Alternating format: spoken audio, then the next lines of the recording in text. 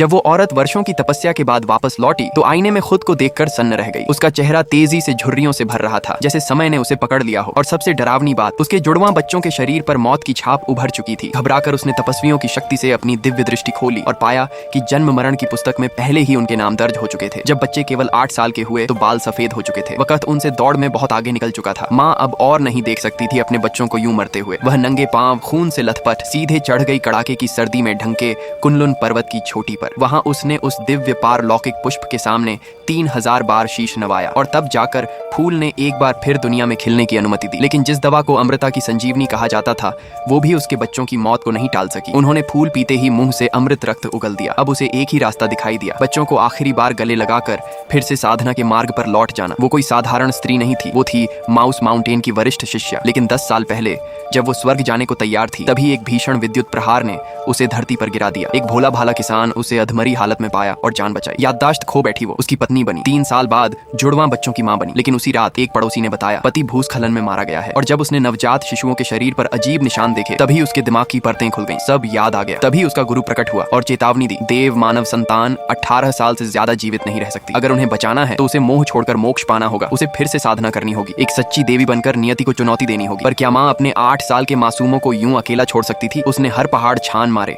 हर जड़ी बूटी आजमा ली, लेकिन मौत की रफ्तार किसी चीज से धीमी नहीं हुई। अब फैसला लेना था, या तो वो एक मजबूर माँ बनी रह जाए या एक अमर साधिका बनकर अपने बच्चों की किस्मत बदल दे। पर ये राह आसान नहीं थी। उसे तपस्या में 10 साल तक ना तो अपने बच्चों से मिलना था न उनकी खबर रखनी थी। स्वर्ग का दरवाजा पार करने के बाद अगर उसका मानव हृदय जरा भी डगमगाया तो वो अपनी धरती की यादें हमेशा के लिए खो देगी। इसलिए जाते वक्त उसने अपनी जन्म जुड़ी हुई जड़ी बूटी की माला 2 हिस्सों में तोड़कर बच्चों को दी और कहा, जब भी मेरी याद आए इससे बात करना, मैं तुम्हारी आवाज जरूर सुनूंगी। फिर उसने अपने जेठ को कुछ धन देकर बच्चों की देखभाल की जिम्मेदारी सौंपी। लेकिन माँ के जाते ही बच्चे दौड़ते हुए पीछे आए, चीखते हुए माँ मम्मा, और वो बस आंसुओं में मुस्कुराई। वादा किया, 10 साल बाद मैं तुम्हें लेने आऊंगी, 7 रंग की रथ पर सवार होकर तुम्हारी बीमारी को जड़ से मिटा दूंगी। बच्चों ने हाथ थामे कहा, हमें तुम पर भरोसा है माँ। मगर उस वक्त कौन जानता था कि वही जेठ जिसे वो भरोसे से सब सौंप गई थी, उसकी पत्नी का दिल पत्थर से भी सख्त था। उसने अपने पति को थप्पड़ मारकर कहा, हम खुद भूखे हैं और तुम इन बच्चों का बोझ उठाओगे। धमकी दी, अगर उसने इन्हें अपनाया तो वो बेटे को लेकर घर छोड़ देगी। ये सुनकर भाई ने अपनी आंखों के आंसू पोंछे और बहन का हाथ पकड़ लिया। हम चले जाएंगे, दादाजी को क्यों मुसीबत में डालें? तुम्हारी माँ ने तुम्हें छोड़ दिया है, कोई नहीं आएगा। सौतेली चाची ने ताना मारा, नहीं माँ जरूर आएंगी, वादा किया है उन्होंने। भाई बहन दर दर भटकते रहे, भीख मांगते रहे, कई बार भूखे सोए, लेकिन हर बार जब माला से रोशनी निकलती तो उन्हें लगता माँ सुन रही हैं और जरूर लौटेंगी। 10 साल बीत गए। भाई मजदूरी करता रहा और बहन, उसने मेहनत से शहर की टॉपर बनकर दिखाया। आज उनका 18वां जन्मदिन था। उन्होंने मिलकर एक ही ख्वाहिश मांगी, माँ लौट आए। लेकिन तभी बाहर से हंगामे की आवाज आई। दोनों दौड़कर निकले